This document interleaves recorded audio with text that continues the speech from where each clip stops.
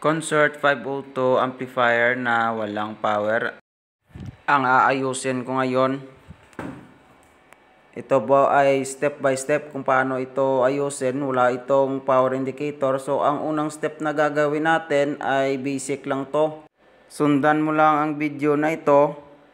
Ang unang gagawin ay iset ang tester sa buzzer mode at continuity test tayo dito sa kanyang AC plug sa wire.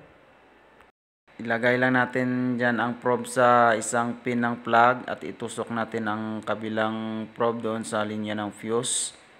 Yan, kung makikita nyo, merong continuity. So, merong continuity dito.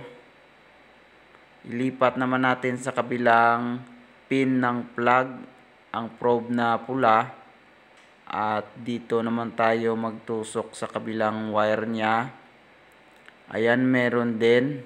Itusok naman natin dyan sa kabila. Meron continuity.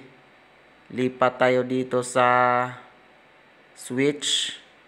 Ganun pa rin. Sa isang plug pa rin ang isang probe. Ayan, meron. Sa kabila. Switch on ang switch. Sa kabila naman, meron din. So, ibig sabihin, okay yung mga wiring natin. Lipat tayo sa voltage. Ang tester natin, ilipat sa voltage. Voltage checking tayo dito sa secondary. Dito sa maliit na wire, sa 12 volts. Yan, 0.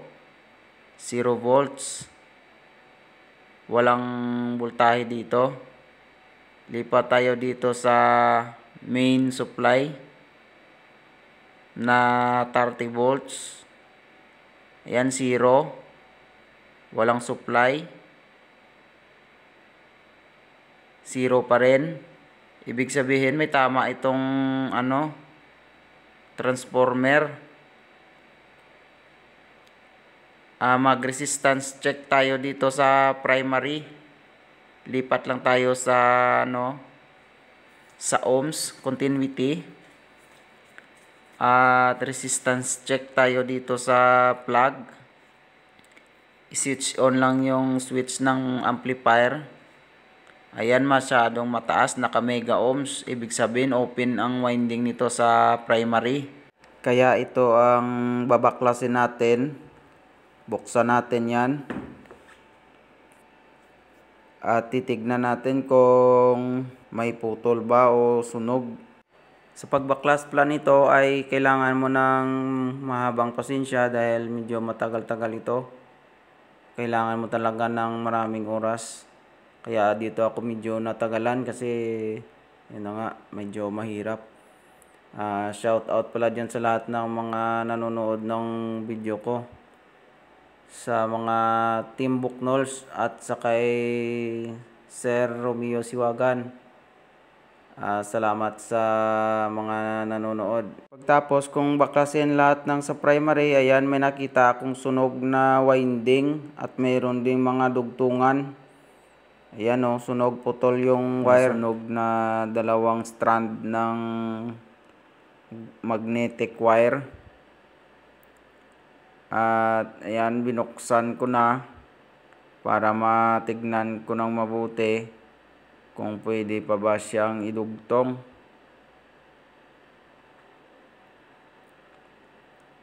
Ayan o, masyadong maiksi. Hindi sila mag-abot kapag idugtong lang. Kaya ang ginawa ko dyan, binawasan ko ng isang turn para mag-abot ang dalawang strand na yan. At dinugtong ko na dyan. Ayan yung dugtungan. So sa pagdugtong pala niyan, hindi pwede na kahit saan lang. Dapat yung kadugtong niya talaga yung idugtong.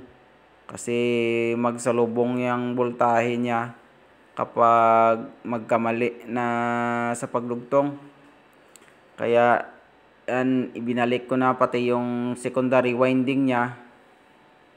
Sa pagbalik pala ng secondary winding, i-separate ko lang yung video para madali tayong matapos dito.